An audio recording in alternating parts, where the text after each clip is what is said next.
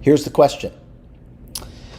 Will the EMI fight even harder to justify its existence as I walk down the path of self-awareness? If I didn't know better, I'd swear it's time for a rubber room. It's so intense. Okay, all my best, Lauren. Okay, Lauren, thank you.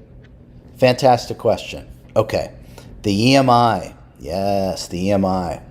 Now remember, the EMI is, if you're enjoying the video and you want to go deeper with me, check out my meditation masterclass. It's unlike anything.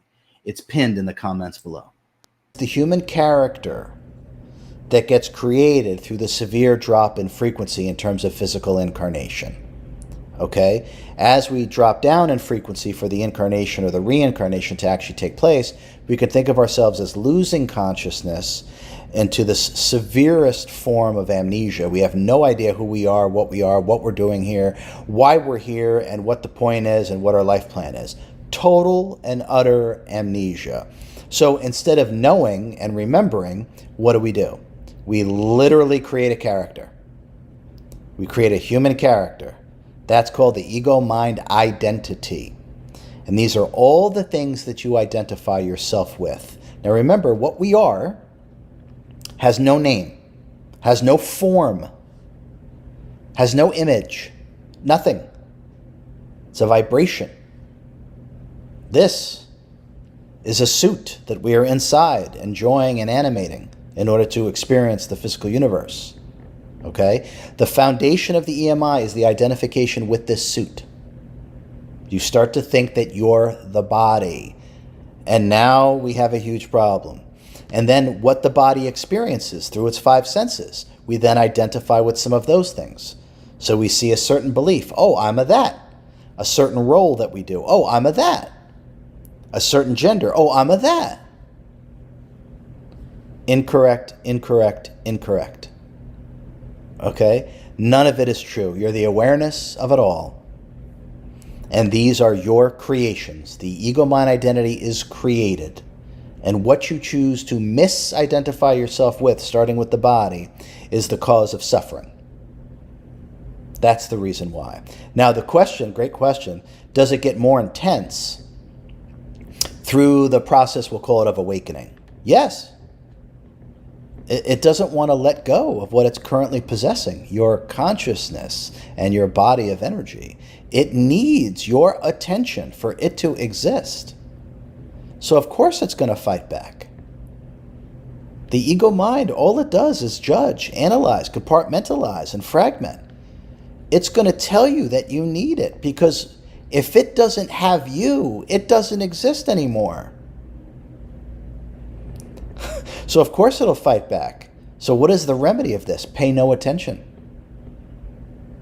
Pay no attention. Right? Attention is energy. What you give attention to grows. That's why they call it paying attention. There's an energetic cost to this. So the more you pay attention to the thoughts, emotions, and bodily sensations and give them gravitas, the bigger they're going to become, the more important they're going to become. And hence the ego-mind identity has control of your consciousness because you're feeding it attention. What is the remedy? Meditation. Stillness, inner silence. There is no ego-mind identity without thought. That's why I state in my first book, the ego-mind identity is a limitation program that runs by thinking. Really let that statement hit home. Now, one of the quick ways that we can get over this, and yes, Lauren, it'll get worse and worse and worse. So pay less and less and less attention to it. Until finally, it's defeated. Then when the voice in your head ramps up, it just won't have the same sway over you. It just won't. You'll pay it no mind. You'll realize that's just a thought. That's just my programming. That's just my ego mind. That's just my pattern subconscious. Seeking attention, therefore energy, so it can continue to exist. So yes, it'll ramp up. Doesn't matter. Be still, be silent, and say to yourself, I am the conqueror of my mind and body. And feel that. The EMI is a petulant child next to the towering presence and power of the self. But you must put it in its place. And then when you do, the real you is back in charge. Until you do, the EMI will be driving the bus of this incarnation, and life will be torturous.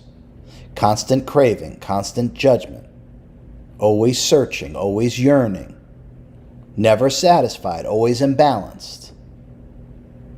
That's what the ego mind identity does. It is disharmony itself. So we must transcend it. There are many things in the beginning of that first book, Supercharged Self-Healing, that show you the shortcuts to overcome these things. And my second book is going to take it to a whole nother level about the pattern subconscious mind. Second book doesn't come out till next summer. I finally turned it in, though. So that's a good thing. Okay, Lauren, this is a great question. Do not fear the ego mind identity ramping up. Okay, it's the thrashings of your own dying consciousness. That's all it is. And for you to be reborn in terms of what you really are, the ego mind identity is going to thrash and thrash and thrash, and then eventually it'll just peter itself out. And then it'll have no sway over you, and you will be free. Fantastic question, Lauren. Thank you very much. Everybody, your questions are great. Please send them to me directly via email, rj@ascendthefrequencies.com. And please, as always, share these videos.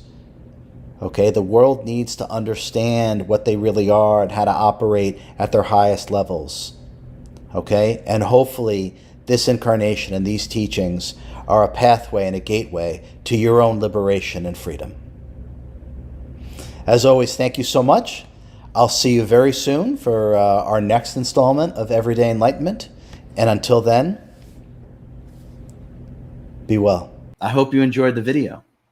Now, if you are desirous of more of the real you, and less of your conditioned, agitated mind, if you know that you can create a life that you're not leading right now, but you know you can, check out my meditation masterclass. It's pinned in the comments below.